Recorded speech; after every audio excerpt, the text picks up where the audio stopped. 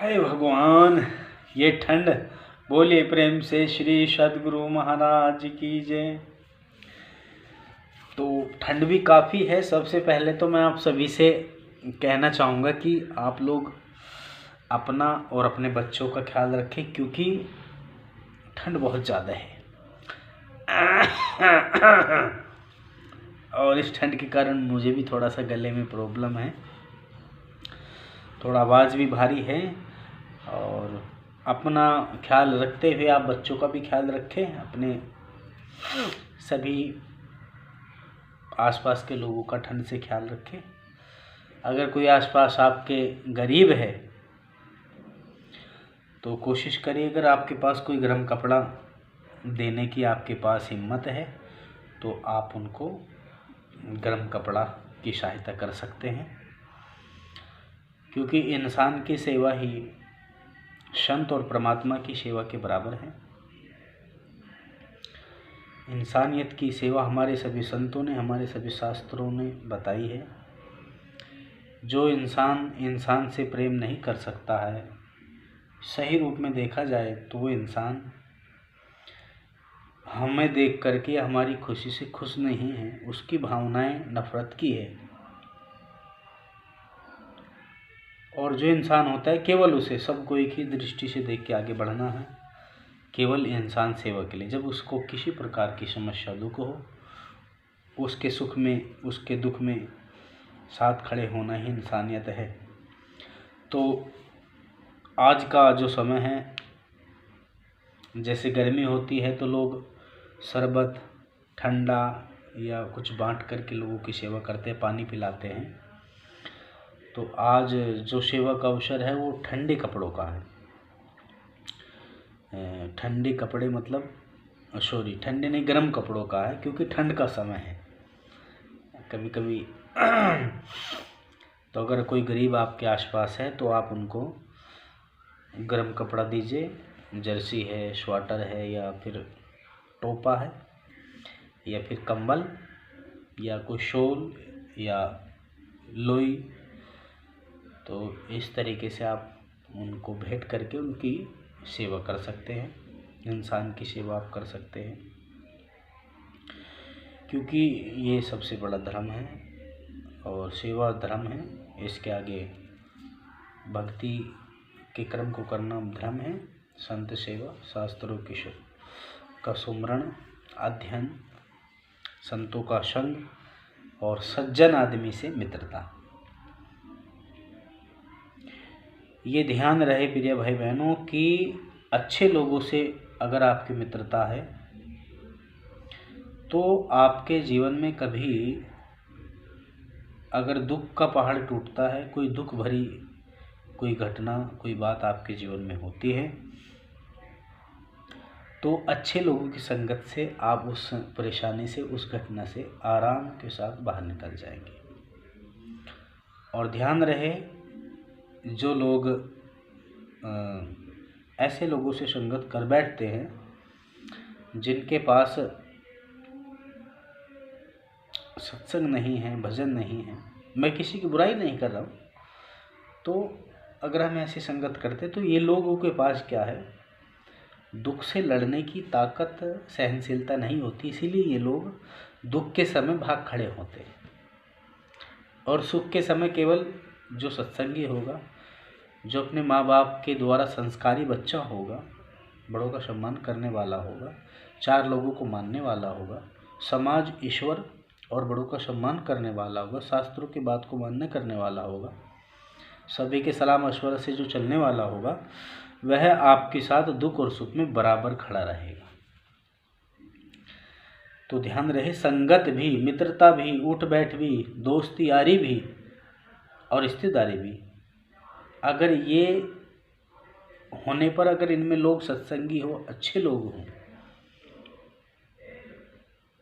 तो जीवन कटने में, जीने में और इनके सब के साथ रहते हुए ये जीवन का बहुत ही बड़ा धन है। तो मेरा मानना ये है कि हम लोगों को सत्संग भजन के साथ साथ अच्छे लोगों का संग भी करना चाहिए, जिससे उनकी संगत करने पर उनके पास जो अच्छे गुण हैं वो हमें मिले। लेकिन ध्यान रहे, समय सर्दी का है, आप लोग अपने विशेष कपड़ों का, स्वेटर, जर्सी का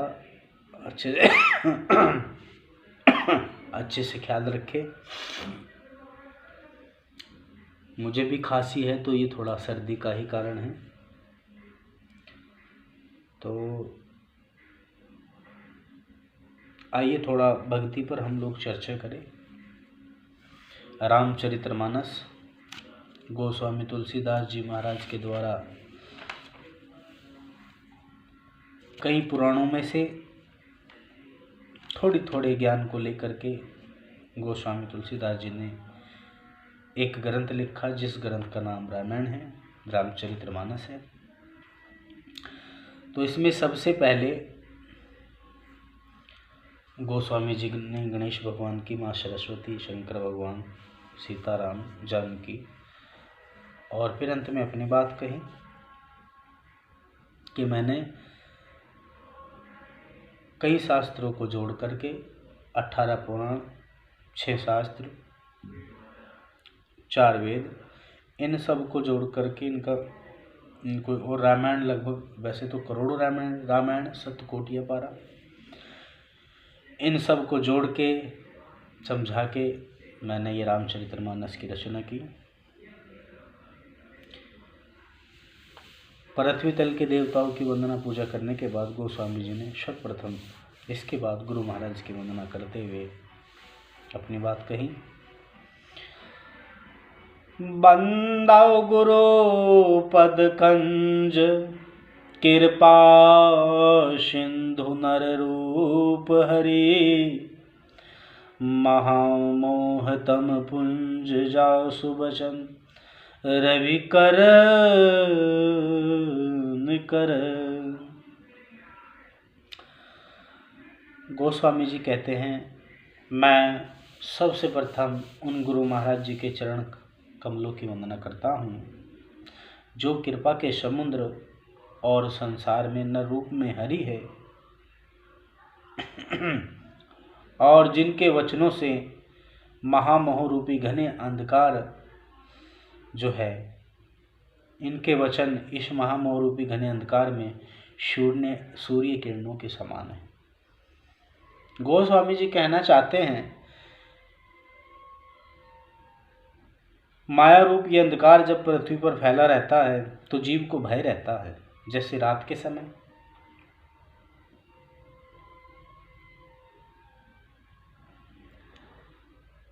और जब सूर्य की किरणें आती हैं तो यह अंधकार धीरे धीरे छट करके प्रकाश उजाले में परिवर्तित हो जाता है। इसी तरह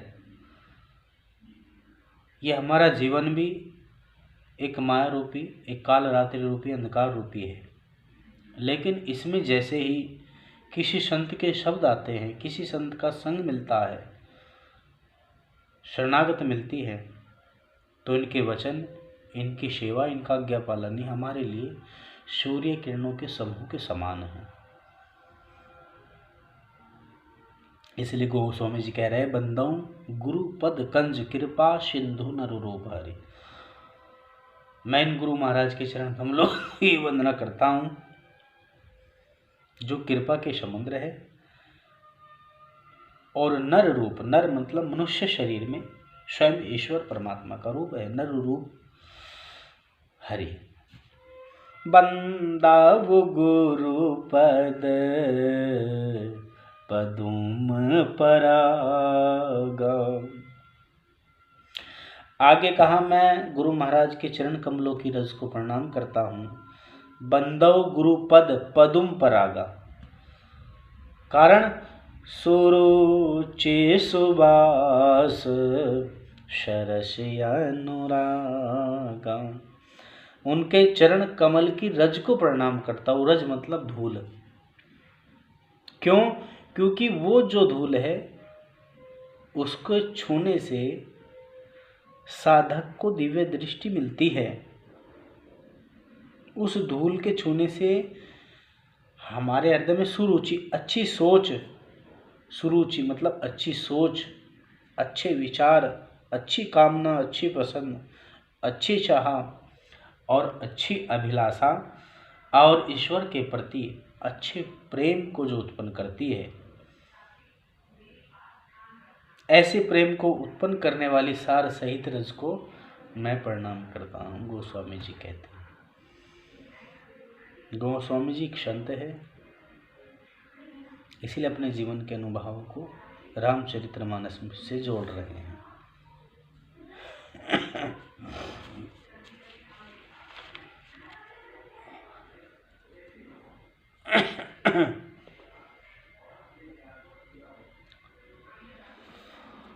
इस तरह पृथ्वी के देवताओं की वंदना हुई।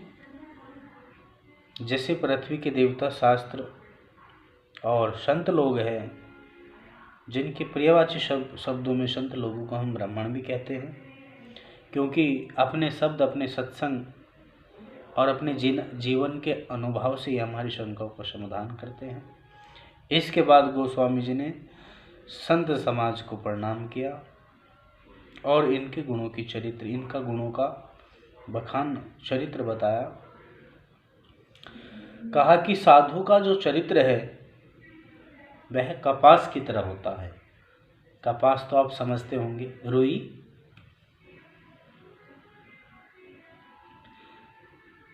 क्योंकि जैसे इंग्लिश में उसको कॉटन भी कह दिया जाता है, कॉटन, रुई, कपास, क्योंकि इसमें कोई स्वाद नहीं होता है और कोमल बहुत होता है। अब आप विचार करिए, साधु का भी यही चरित्र है, यही जीवन है। जैसे रुई कोमल होती है, ऐसे साधु का जीवन कोमल, हृदय कोमल होता है। और रुई सफ़ेद होती है, बिल्कुल उजला। सफ़ेद को कुछ मध्य प्रदेश तरफ में उजला भी कहते हैं, कुछ और प्रदेशों में अलग अलग बातें हैं, जैसे कि इंग्लिश में वाइट है, सफ़ेद है, उजला है। तो ऐसे साधु का जो जीवन चरित्र है वह उजला है, मतलब अच्छा है, कोई दाग नहीं है, कोमल है, हृदय कोमल है। जिसको दुख और सुख में देखते उसी के प्रति ढल जाते हैं। अपना दुख साधु नहीं देखता है, न सुख देखता है। साधु और संत का मतलब यही है, उनको तो हृदय में शांति मिल गई है। अब अपनी शांति और अशांति से उनको कोई मतलब रहता नहीं। पर संसार में किसी का दुख और परेशानी देखते तो बेचारे उनका हृदय उन्हें देखकर पिघल जाता है। जैसे कि मक्खन धूप की गर्मी से, सूरज की गर्मी, आग की ताप से पिघल जाता है, दूसरे की ताप लगी ना। इसी तरह साधु का हृदय भी दयावान होने से, दयालु होने से पिघल जाता है। किसी का दुख देंगे बस पिघल गए, मक्खन की तरह पिघल गए। तो साधु का जो चरित्र है वो कपास की तरह, कॉटन की तरह अर्थात रुई की तरह होता है, कोमल। उसमें कोई स्वाद भी नहीं होता है। और आगे गोस्वामी तुलसीदास जी महाराज कहते हैं, देखिए मुझे ये थोड़ा सा सर्दी का असर है, इसीलिए मैं आपको सावधान कर रहा हूँ कि आप अपने कपड़े का ख्याल ज़रूर रखिएगा, बच्चों का भी और अपने आसपास के लोगों का भी। राम भगति जहाँ सुर सरिधारा। आगे गोस्वामी जी ने कहा, जैसे माँ गंगा की निर्मल निर्मल धाराएं, चमकीली धाराएं, निर्मल है, कोमल है, पवित्र है, इसी तरह संसार में सरसई ब्रह्म विचार प्रचारा, राम भक्ति जह सुर सरिधारा। राम की भक्ति भी माँ गंगा की किरणों के समान है और ये बिना किसी कर्म अकर्म के राम भक्ति, राम कथा के माध्यम से, जैसे माँ गंगा की धाराएं सबको पवित्र करती चली आ रही सदियों से। ऐसे ही भगवान राम की कथा भी लोगों को माँ गंगा की धारा की तरह जो सुनते हैं, जो गाते हैं, जो इस ऐसे आयोजनों को करवाते हैं, वे भी इस संसार में सुख पाते हैं। और इस राम कथा के माध्यम से ब्रह्म विचार, ब्रह्म धारा का प्रचार है। ब्रह्म मतलब परमात्मा, ब्रह्म शून्य है, ब्रह्मा नहीं, ब्रह्म।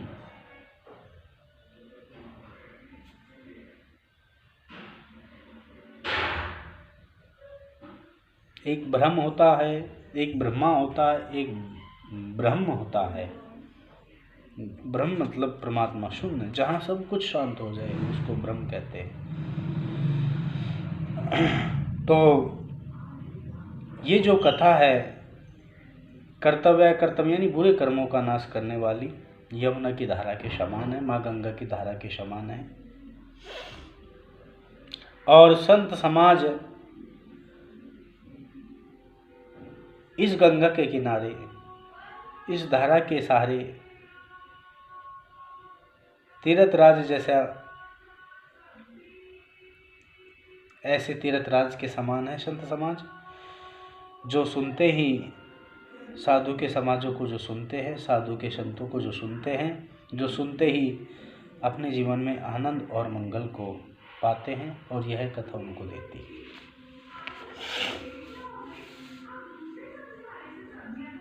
और इसके साथ साथ भगवान की कथा, सत्संग या ईश्वर नाम सुमरण, सेवा, सत्संग, इन सब से आपको अर्थ, धर्म, काम और मोक्ष, इनमें से कुछ ना कुछ शरीर रहते ही मिल जाता है। और किसी किसी को तो ये सब कुछ ही मिल जाते हैं। और यह फल भी तत्काल देखने में आता है, जैसे गोस्वामी जी ने आगे कहा है, मंजन फल देखिए तत्काला, काक हो पिक बकाऊ मराला। इस सत्संग में, इस माँ गंगा के राम कथा रूपी गंगा में स्नान करने का फल तत्काल देखने में आता है। जिस तरीके से कौवा अपनी भाषा को छोड़ के, कड़वी भाषा को छोड़ के मीठी वाणी कोयल की तरह बोलने लगता है, इसी तरह अगर साल 6 महीने कोई कड़वा बोलने वाला आदमी, मांस खाने वाला आदमी, या फिर नशे में किसी संगत में गलत पड़ा हुआ आदमी अगर कुछ टाइम ऐसा संग करता है, तो वह कटुवादी मधुर भाषा बोलने लगता है, और हिंसक लोग अहिंसक हो जाते हैं। इसलिए यह सुनकर कोई आश्चर्य न करें, क्योंकि सत्संग की जो महिमा है छुपी हुई नहीं है, इसका इतिहास गवाह है। सुनी अचरज करे जन कोई, सत्संगति महिमा नहीं कोई। यह सुनकर कोई आश्चर्य न करे, क्योंकि सत्संग गति महिमा छुपी हुई नहीं है। और किस किस का जीवन बदला है, तो गोस्वामी जी ने कहा, वाल्मीकि नारद घट जोनी। वाल्मीकि और नारद और अगस्त मुनि ने अपने अपने होने की कथा अपने मुख से कही है। वाल्मीकि नारद घट जोनी, निज निज मुख ने कही निज होनी। वाल्मीकि जी एक हत्यारे थे, जो सत्संग के हत्यारे थे, एक डाकू थे, जो सत्संग की शरणागत अर्थात संतों की शरणागत आने पर राम चरित्र के लेखक बन गए। और नारद जी एक दासी पुत्र थे। और अगस्त मुनि जी की उत्पत्ति एक नीच स्थान से हुई थी, लेकिन सत्संग की शरणागत आने पर, सत्संग के संरक्षण में आने पर ये इन तीनों का जीवन ही बदल गया। आज इन तीनों का नाम संत श्रेणी में सबसे प्रथम आता है मेरे मानने में, और इतिहास में भी। इसीलिए कहा कि सत्संग के प्रभाव से यह तीनों ऋषि हो गए। तो हमको जानना है कि हम लोगों को सत्संग तक पहुंचने के लिए पहले अपने आसपास के लोगों से के प्रति जो हमारे हृदय में नफरत होती है, जिसके कारण हमारा अंदर से भी हृदय जलता है और हमारा जीवन भी बर्बाद जा रहा है। आप सोचो, किसी से अगर आप नफरत करते हैं तो आपको उससे कोई लाभ नहीं, नुकसान है। नफरत मतलब एक गर्म वस्तु है। आप सोचो, अगर शरीर के किसी हिस्से पे आपकी गर्म वस्तु लगा दी जाए तो आपको जलन होगी, क्या होगा, विचार करिए। तो नफरत, क्रोध और हिंसा ये बड़े ही गर्मशील शब्द भी है और इनके रहने से हमारा शरीर, मन, बुद्धि बहुत खराब रहते हैं और इसका असर ये होता है कि हम लोगों को देख के जलते हैं। किसी को कोई सुख मिल रहा हो तो उससे भी जलते हैं। तो ऐसी कई चीज़ें हैं जो हमारे जीवन में आती जाती रहती है, लेकिन हमारा शास्त्र ये कहता है कि हम लोगों को सबसे पहले अपने आसपास के लोगों का संग लेते हुए उनके साथ अच्छे से रहना चाहिए, सभी का सम्मान करते हुए, संतों का संग और दोस्ती, मित्रता, फ्रेंडशिप भी अच्छे लोगों से करें ताकि आपका जीवन बर्बाद ना हो, खराब ना हो। तो प्रिय भाई बहनों, फिर कहते हुए लास्ट में सर्दी का ख्याल जरूर रखें, सर्दी बहुत है। तो नदी कपड़े का देखिए, तो आप बोली प्रेम से श्री सद्गुरु महाराज की जय। ध्यान रखिएगा अपना और सभी का, और इसके साथ साथ थोड़ा भगवान का सुमरण, अच्छे लोगों का संग, जाति भेदभाव से हमेशा दूर रहना चाहिए और अपने सभी बड़े छोटों का सम्मान करते हुए जो मालिक का दिया है उसे सब कुछ मान करके आगे बढ़ो। गुरु आपके पास नहीं, अब तो अपने मन मर्जी भी आप मालिक को याद कर सकते हैं और सभी धर्मों के लोग उस मालिक को याद करते हैं। कोई अल्लाह के नाम से, तो कोई खुदा के नाम से, तो कोई रब के नाम से, तो कोई गॉड कहता है, तो कोई रब कहता है, कोई वाहिगुरु कहता है, ईश्वर कहता है, कोई परमात्मा कहता है, कोई भगवान कहता है, कोई मालिक कहता है। ये सारे पर्यायवाची शब्द है, लेकिन सबका मालिक एक है। वो एक है, उसके नाम हजार हो सकते हैं। पानी को कोई पानी कहता है, कोई वाटर कहता है, कोई नीर कहता है, कोई जल कहता है, कोई आब कहता है, लेकिन वो एक है। इसी तरह परमात्मा एक है। सही संतों का ज्ञान अगर आप लोग मिलान करेंगे तो वो भी एक है। सबने एक ही बात कही है, मालिक से जुड़ो, जीवन को सही बनाओ और हरि नाम में चलते हुए अपने जीवन परिवार का भी ख्याल रखो। डरो, लेकिन मात्र एक परमात्मा से। बुरे इंसान से तो कभी नहीं डरना चाहिए प्रिय भाई बहनों, कभी नहीं। अगर कोई आपके आसपास कोई बुरा इंसान है और आप सच्चे सत्संगी हैं, आप सच्चे भक्त हैं, तो ध्यान रहे, अगर आप बुरे इंसान से डरते हैं तो फिर आप ना सत्संगी हैं ना आप कोई भक्त हैं। क्योंकि सत्संगी भक्त मालिक का बंदा, उस खुदा का बंदा, उस रब का सेवक, उस रब का, परमात्मा का, खुदा का, अल्लाह गॉड का, वाहे का मानने वाला, तो केवल उसी से डर सकता है और किसी से नहीं, या फिर अपने गुरु से। बाकी बुरे लोगों से जो डरता है वह तो कायर है। अर्जुन डरने लगा बुरे लोगों से, तो भगवान ने, कृष्ण ने कहा तुम कायर हो। डरना है तो परमात्मा से डरो, किसी इंसान से नहीं। अच्छे लोगों से डरो, किसी बुरे से नहीं। तो सच्चाई तो यही है। आप लोग आगे बढ़िए, बोलिए प्रेम से। श्री सद्गुरु महाराज की जय।